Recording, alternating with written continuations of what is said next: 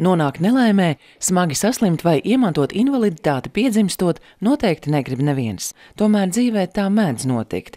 Kā pārvarēt fizisko un emocionālo traumu, atgūt sadzīves prasmes un iemācīties dzīvot citādāk. Šodien raidījumā par to, kāpēc svarīga medicīniskā, sociālā un profesionālā rehabilitācija.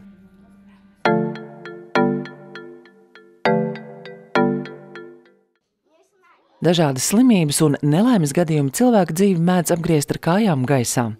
Pēkšņi nākas saprast, ka darbības, kas ikdienā bija pašsaprotamas, kļuvušas par neiespējamo misiju. Darbā, kas bija dzīves nozīmīga daļa, esi kļuvis nederīgs. Tam klāt nāk emocionālie pārdzīvojumi, kuros nevienmēr var palīdzēt tuvinieki. Tāpēc šādās situācijās cilvēks var izmantot rehabilitācijas pakalpojumu klāstu, kas mūsu valstī darbojas 3 līmeņos. Pirmā ir medicīniskā, tai seko sociālā un pēc tam profesionālā rehabilitācija. Konkrēti katram pacientam kādas rehabilitācijas tas ārstniecības metodes ir nepieciešams, to nozīmē speciālists. Tās var būt masāžas, tās var būt ūdens procedūras, tās var būt dažādas fizikālās procedūras, tās var būt ārstnieciskās vingrošanas, tas var būt daudz un dažādas, atbilstoši tām tehnoloģijām, kuras ir reģistrētas Latvijā. Lielu daļu medicīniskās rehabilitācijas pakalpojumu var saņemt Vaivaru rehabilitācijas centrā, bet to var darīt arī ambulatori bijušajās poliklinikās, kas tagad ir veselības centri, kā arī slimnīcās. Viens no lielākajiem klupšanas akmeņiem ir rindas, gan pie rehabilitācijas speciālista, gan ārstniecības iestādēs.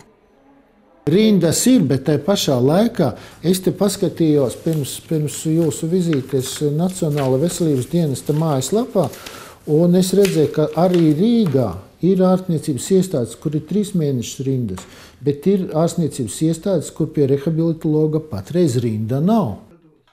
Andris Lūsis ir uzņēmējs, kas nodarbojas ar specializētu 3-riteņu pielāgošanu un tirdzniecību.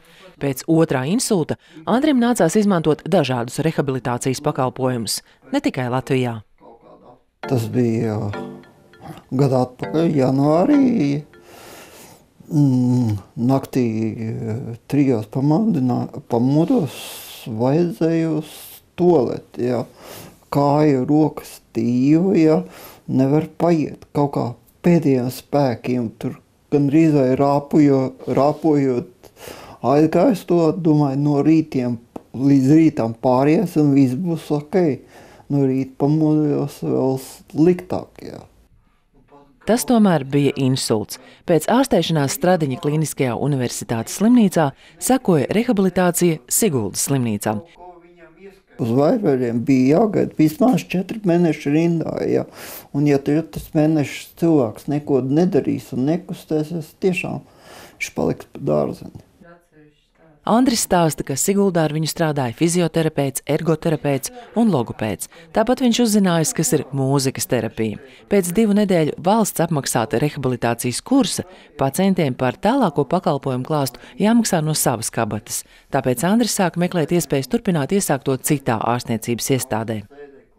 Mans klases biedrs, ķirurgs Biržai, viņam piezvanīja, vai kaut kas tev tur nav tūmā, un tad es pie Biržai aizbraucu uz Lietuvu, un tur arī bija 2 nedēļas. Visa atvesaļošanās ir tikai atkarīga no sevis paša. Neviens ārsts nevar cilvēkam noteikt, kas ir iekšā, kas ir galvā un tam līdzīgi.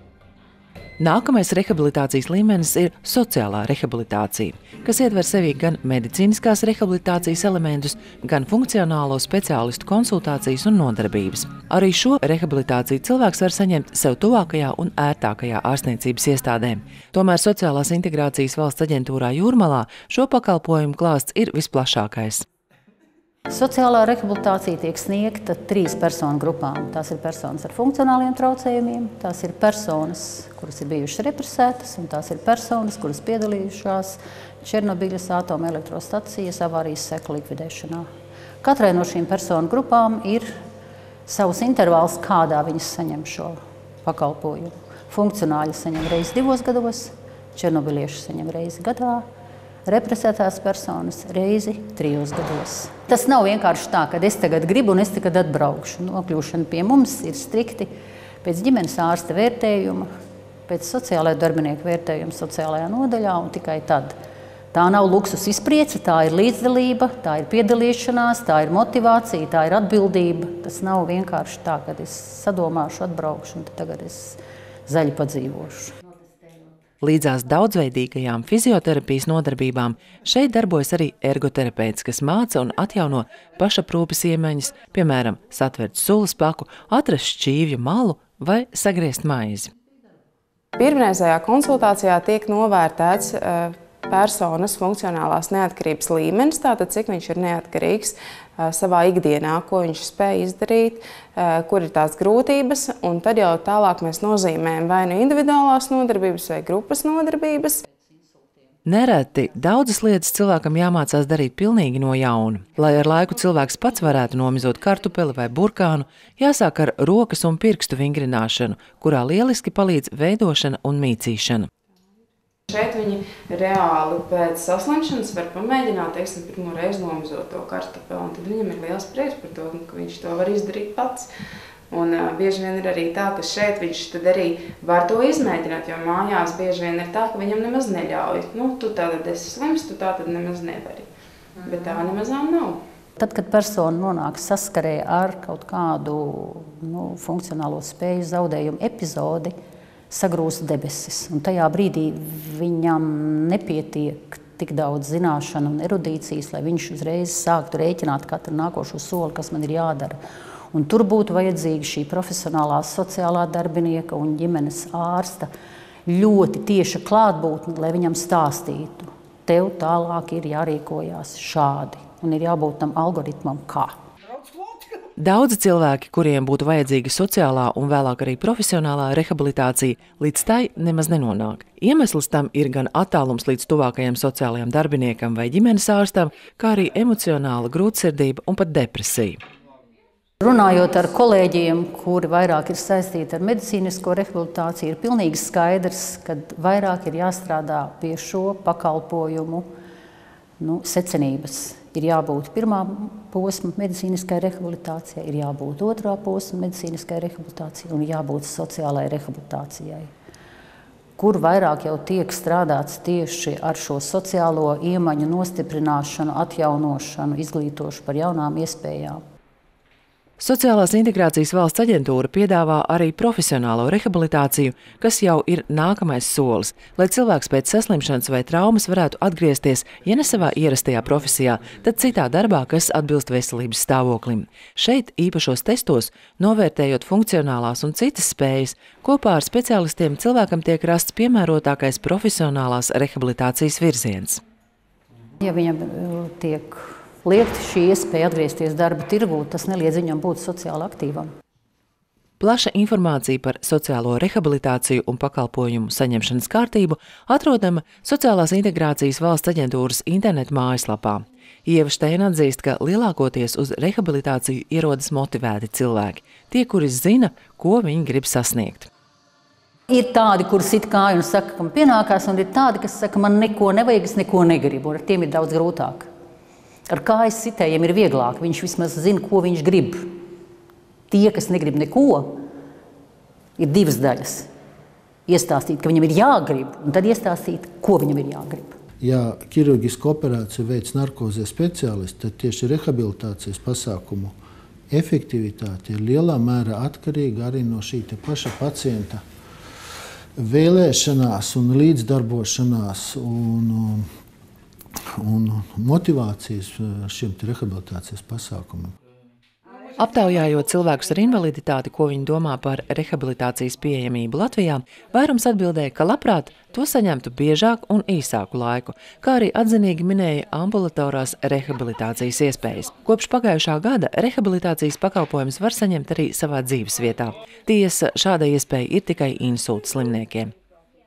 No visām, ko es esmu bijis, gan Sigulda, Laba, Vaivari. Man negribētos vairs Sivātanī dubultu sanatorijā ļoti labi. Un pēc tam arī cilvēki varbūt nezina, kad ir tāda mājas aprūpe. Tas tur ģimenes ārsts ieraksta un zinām, to aprūpes biroja pakalpojums nāca fizioterapeits 2 reizes nedēļā mājā un logopēds un vismaz kaut ko var pateikt. Atsevišķa pacientu grupa ir onkoloģiskie slimnieki, kuriem šobrīd valsts nenodrošina sociālo rehabilitāciju. Vēzis ir viltīga un bieži vien neredzama slimība. Katru gadu apmēram no jaunu invaliditātes apliecību saņem apmēram, tie cipari ir plus mīnus apmēram 15,000 cilvēku no jauna, katru gadu no jauna saņem šo invaliditātes apliecību. Tad apmēram 3,000 no viņiem ir ar onkoloģisku diagnozi. Tas nozīmē, ka cilvēki ar onkoloģisku diagnozi un pēc šīs diagnozes viņi ir cilvēki ar invaliditāti. Onkoloģiskajiem pacientiem invaliditāti lielākoties piešķir uz gadu, cerot, ka cilvēks tiks izārstēts un atgriezīsies darbā sociāli ekonomiskajā dzīvē.